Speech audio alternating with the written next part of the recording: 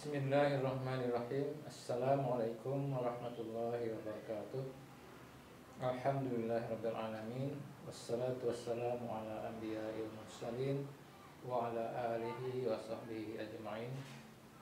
Bapak-bapak, ibu-ibu, saudara-saudari sekalian, alhamdulillah kita bisa berjumpa dalam episode pertama dalam pengajian kita pada hari ini, di mana kita akan membahas tentang mengapa kita harus mengaji Al-Quran.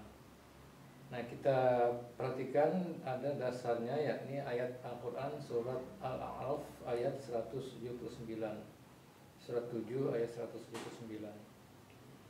A'udzubillahi minasyaitonirrajim.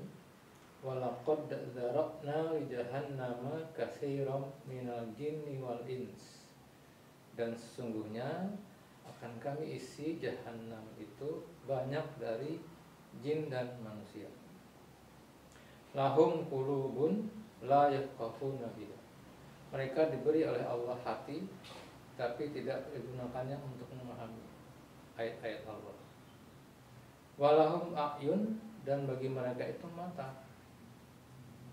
La yubsiruna biha, tapi tidak digunakan untuk melihat dengan mata itu tentang ayat-ayat Allah.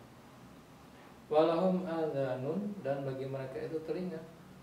La yasma'una biha, tidak digunakan untuk mendengar ayat-ayat Allah. Ulaika kal an'am, mereka itu seperti binatang ternak. Balhum adol, tetapi lebih rendah, lebih bodoh daripada binatang ternak. Ulaika humul ghafilun, mereka itulah orang-orang yang ghafilun, orang-orang yang lalai. Lalai dalam arti menelantarkan, tidak mendayagunakan hatinya untuk memahami ayat-ayat Allah, matanya untuk melihat tanda-tanda kebesaran Allah, dan telinganya untuk mendengar ayat-ayat Allah Subhanahu wa ta'ala.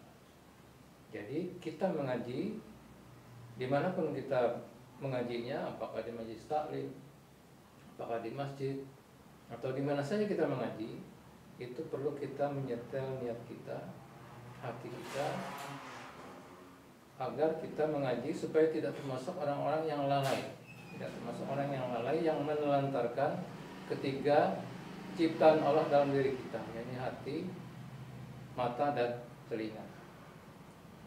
Demikianlah, semoga bermanfaat. Wassalamualaikum warahmatullahi wabarakatuh.